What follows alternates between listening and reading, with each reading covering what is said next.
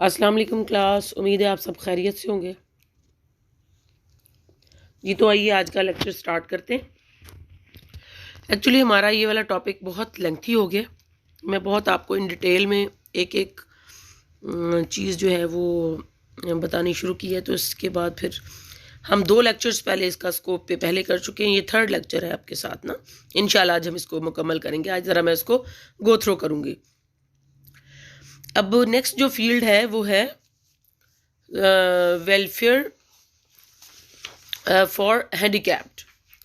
मतलब जो हमारे पास mentally, physically, socially handicap 3 types के होते हैं ना।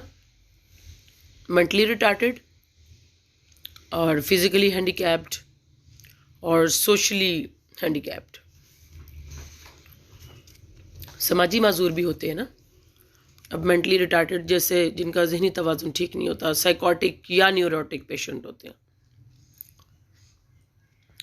और नंबर 2 कैटेगरी है फिजिकल हैंडीकैप्ड, जैसे डेफ, डम और ब्लाइंड। इनके इदारे हैं वेलफेयर के मौजूद हैं। अब जो हैंडीकैप्ड हैं उनके इदारे जो हैं वो उनकी अलग मिनिस्ट्री बना दी गई है, स्पेशल एजुकेशन मिनिस्ट्री। लेकिन बेसिकली वेलफेयर सर्विसेज हैं वो भी, उनमें भी सोशल वर्क का स्कोप है। सोशल वर्कर्स की जॉब्स होती हैं उन इदारों में भी। अच्छा, इसके अलावा सोशली जो हैंडीकैप्ड हैं, ये आप देखें सोशली हैंडीकैप्ड कहाँ पाए जाते हैं। सोशली हैंडीकैप्ड हमारे पास जो हमारी जेल है, बोर्सल जेल, 18 साल से कम एज के जो बच्चे हैं जो किसी भी किस्म का क्राइम कमिट करते हैं और उनको जेल जाना पड़ता है, और वो बोर्स्टल जेल में, बोर्स्टल जुरिस्डिक्शन के तहत 18 साल से कम एज के बच्चों को अलग रखा जाता है। जुवेनाइल जेल होती है उनकी, जो तिफलाना जेल में उनको रखा जाता है। तो वहाँ पे भी हमारे सोशल वर्कर्स अपनी सर्विसेज देते हैं उनको दोबारा से एक मुफीद शहरी बनाने के लिए। इसी तरह से सेंट्रल जेल में भी इसी तरह से हमारे सोशल वर्कर्स की सीट्स होती हैं। अच्छा, अब इसको आप खुद अच्छी तरह से पढ़िएगा, आपको जो है वो इसकी फील्ड्स का और भी मज़ीद पता चलेगा। मैं आपको इन डिटेल आज नहीं बता सकती। Community development and welfare services. अब सोशल वर्क में कम्युनिटी डेवलपमेंट प्रोजेक्ट्स होते हैं। उनके लिए कम्युनिटी डेवलपमेंट के लिए मुख्तलिफ DDOs होते हैं, डिप्टी डिस्ट्रिक्ट ऑफिसर्स होते हैं, और हर तहसील के सतह पर एक अर्बन कम्युनिटी डेवलपमेंट यूनिट होता है और एक रूरल कम्युनिटी डेवलपमेंट यूनिट होता है। जिसमें जो अर्बन है वो शहरी इलाकों के में कम्युनिटी डेवलपमेंट के प्रोजेक्ट्स डिफरेंट गवर्नमेंट की तरफ से जो आते हैं, छोटे छोटे, जैसे स्ट्रीट लाइट्स हैं, सीवरेज सिस्टम है, ड्रेनेज सिस्टम है, जिस तरह के इलाके, जिस तरह की ये मतलब फैसिलिटीज़ हैं, और वो उसी तरह के इलाकों में प्रोवाइड की जाती हैं। और जो रूरल डेवलपमेंट प्रोजेक्ट होते हैं वो रूरल एरियाज़ के लिए होते हैं। इसके बाद इसकी नेक्स्ट जो फील्ड है वो है मेडिकल सोशल वर्कर्स। अब हॉस्पिटल सेटिंग में जो सोशल वर्कर्स हैं वो मेडिकल सोशल वेलफेयर ऑफिसर उनका डेजिग्नेशन होता है, और वो मुख्तलिफ वार्ड्स में उनकी जॉब्स होती हैं। जैसे अगर साइकेट्रिक के लोग हैं, साइकेट्रिक पे उनको डील करेंगे, तो medical and psychiatric social work के नाम से वो साइकेट्रिक वार्ड में बैठेंगे। जो सिर्फ मेडिकल सोशल वर्कर होता है, वो उनकी अलग सेटिंग है, उनका अलग काम है। उनके पास बैतुल माल की तरफ से ग्रांट आती है, और वो उस ग्रांट से पुअर पेशेंट्स जो हैं उनका ट्रीटमेंट भी उसी मद से उनका किया जाता है, वेलफेयर की मद से। और अगर खुदा न खास्ता कोई माजूर हैं तो उनको इस तरह के चाहिए आर्टिफिशियल जो जिस्मानी अज़ा हैं वो भी उनको प्रोवाइड किए जाते हैं। मतलब कुछ रिक्वायरमेंट्स हैं, उन रिक्वायरमेंट के बाद मेडिकल जो सोशल वर्कर है वो उनको अप्रूव करता है, जो कि वो अपने किसी इलाके के किसी काउंसलर से या किसी से भी वो अपने नीडी होने का सबूत पेश करते हैं। तो उसके बाद फिर अगर उनका 2 साल का भी ट्रीटमेंट है तो भी उनका वो ट्रीटमेंट मुफ्त किया जाता है वहाँ पे। इसके बाद है एम्प्लॉयमेंट सर्विसेज। एम्प्लॉयमेंट सर्विसेज की मद में पाकिस्तान में ये सर्विसेज नहीं पाई जाती, लेकिन सोशल वेलफेयर मॉडल में ये मौजूद हैं। वो कंट्रीज़ जो अपने आप को जो या ख़ुद को वेलफेयर स्टेट क्लेम करते हैं, उनके यहाँ एम्प्लॉयमेंट सर्विसेज गवर्नमेंट की तरफ से दी जाती है और एम्प्लॉयमेंट वेलफेयर ऑफिसर्स जो हैं वो ये ड्यूटीज़ अंजाम देते हैं। इसके बाद है करेक्शनल सर्विसेज। करेक्शनल सर्विसेज का मैं आपके सामने नाम पहले भी ले चुकी हूँ। एक तो सोशल वेलफेयर ऑफिसर्स होते हैं जो कि पोस्टल जेल में और सेंट्रल जेल में काउंसलिंग करते हैं। इसके अलावा एक पे रोल एंड प्रोबेशन डिपार्टमेंट है। पे रोल एंड प्रोबेशन डिपार्टमेंट, याद रहे कि ये एक पे रोल और प्रोबेशन ऑफिसर होता है जो पे रोल पर जो 2/3 मतलब 2/3, अगर फ़र्ज़ करें किसी को 6 इयर्स का की पनिशमेंट थी जेल में, तो वो अगर 4 इयर्स काट चुका है या उसको गुजर चुके हैं तो वो 2 इयर्स रहते हैं। तो गवर्नमेंट का एक कानून है, उसके मुताबिक प्रोबेशन ऑफिसर जो है वो पे रोल पर उनको जेल से रिहा कराकर कहीं पे भी रिहा कराकर उनको उनके घर नहीं भेजा जाता, लेकिन पे रोल पर उनको जेल से रिहा कराया जाता है, यानी जेल से उनको निकाला जाता है। उसके बाद उनको कहीं पे भी किसी भी गवर्नमेंट के सरकारी इदारे में उनको अटैच किया जाता है उन 2 इयर्स के लिए, ताकि वो वहाँ पे अपनी सर्विसेज भी प्रोवाइड करे और एक अपने आप को हेल्दी लाइफ की तरफ लेकर आए और मुफीद शहरी अपने आप को फील करे और अपने आप को माशरे के लिए एक अच्छा रुकन बनाने के लिए उसको 2 साल तक वहाँ पे सर्विसेज भी प्रोवाइड करनी होती हैं और उसको साथ साथ सर्विसेज प्रोवाइड करता है, साथ साथ वो जो है वो नॉर्मल लर्निंग पैटर्न सीखता है, जिससे कि वो जब उसकी सज़ा ख़त्म होती है तो वो एक नॉर्मल इंसान की तरह उसको लोगों में शामिल होना आसान होता है। ये है गवर्नमेंट की तरफ से करेक्शनल सर्विसेज इनको बोला जाता है और ये पे रोल और प्रोबेशन ऑफिसर्स उनको बोला जाता है। ये सिलसिला जो है ये सारा एक अदालत में मुकम्मल तौर पर पेश किया जाता है। केस उस शख्स को अदालत में दोबारा पेश किया जाता है और जो प्रोबेशन ऑफिसर है उसका केस तैयार करता है और उसकी मुकम्मल तौर पर एक एज अ लॉयर, जैसे एक लॉयर डिफेंड करता है, तो वो जो प्रोबेशन असल में प्रोबेशन ऑफिसर का काम ही यही है, यानी उसका काम ही यही है कि जो जिन जेल के अंदर जिन प्रिजनर्स की का रिकॉर्ड बहुत अच्छा है उस दौरान वो बड़ा अच्छा बिहेव करते हैं और वो अपनी डेली ड्यूटीज़ जो उनकी होती हैं उसमें भी वो रोल प्ले करते हैं, तो वो उनको जो जेलर्स हैं वो उनको रिकमेंड करते हैं और इस तरह प्रोबेशन ऑफिसर आगे उनका केस जो है वो डिफेंड करता है और उनको जो है वो दोबारा से नॉर्मल लाइफ की तरफ लाया जाता है। ये इसमें फॉर्मल वे में लिखा हुआ है, लेकिन मैं आपको इसकी पूरी जो उसका प्रोसेस है वो मैं आपको बता रही थी। अच्छा जी, इसके बाद है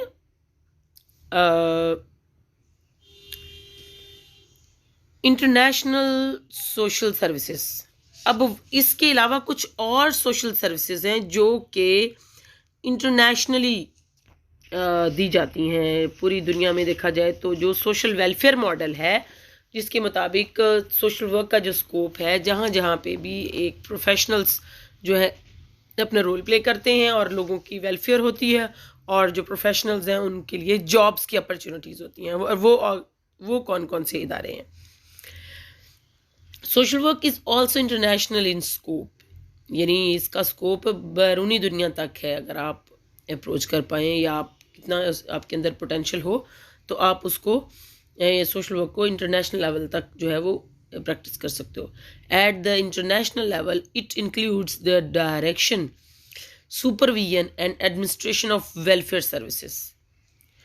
The organizations providing social services at the international level are, अब जो इंटरनेशनल लेवल पे जो ऑर्गेनाइजेशंस हैं या जो इदारे हैं वो कौन से हैं, उसमें एक WHO वर्ल्ड हेल्थ ऑर्गेनाइजेशन है।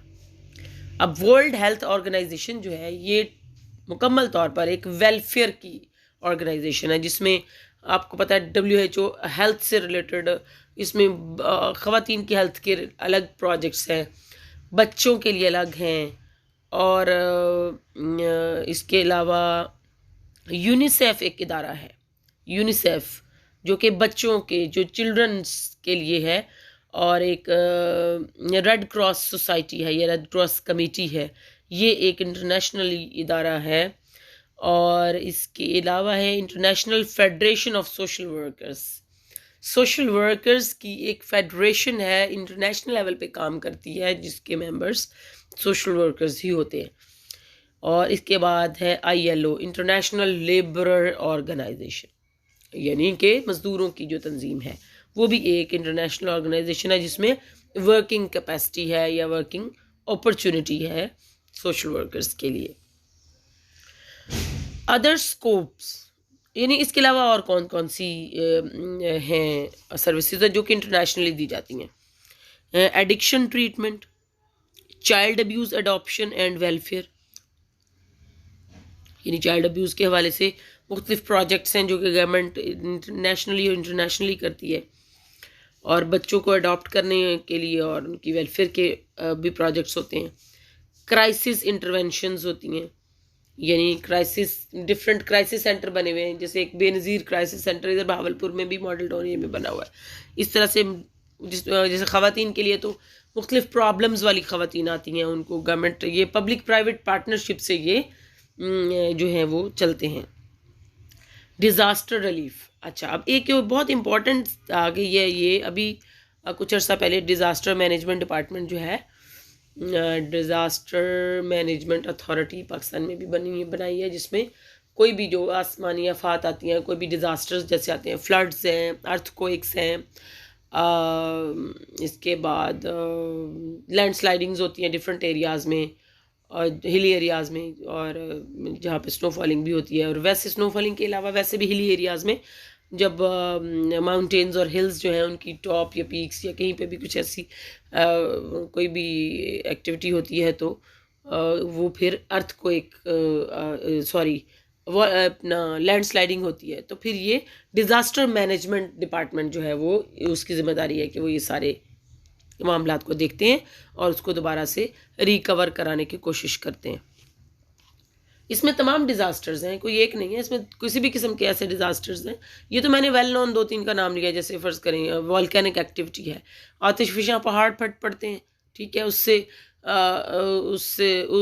लोग मुतासिर होते हैं या हो सकते हैं।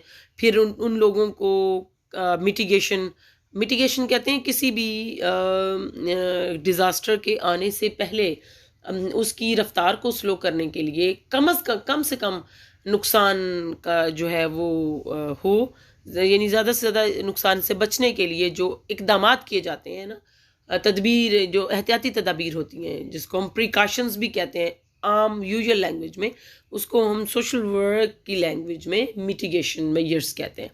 तो मिटिगेट किया जाता है, मिटिगेशन के लिए जैसे फ्लड्स हैं, अर्थक्वेक्स हैं, वॉल्केनिक एक्टिविटी है, लैंडस्लाइडिंग है, और भी बहुत सारी हैं, जो कि वैसे कोई भी किसी भी किस्म की बारिश होती है, लोगों के घर छतें गिर जाती हैं, लोग मलबे तले दब जाते हैं, तो उसमें ज़लज़ला तो नहीं आया होता, लेकिन डिज़ास्टर तो है, लोगों के साथ जो है वो उनकी जानी और माली नुकसान तो होता है।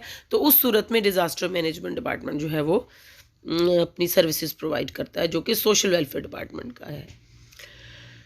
डोमेस्टिक वायलेंस है, इसके बाद HIV एड्स, ये हेल्थ से रिलेटेड इसके प्रोजेक्ट्स होते हैं। मिलिट्री सोशल वर्क, जी ये मुझे भी कुछ अर्सा पहले पता चला है कि अब जो मिलिट्री जो हॉस्पिटल्स हैं उसमें भी सोशल वर्कर्स की तैनाती शुरू हो गई है।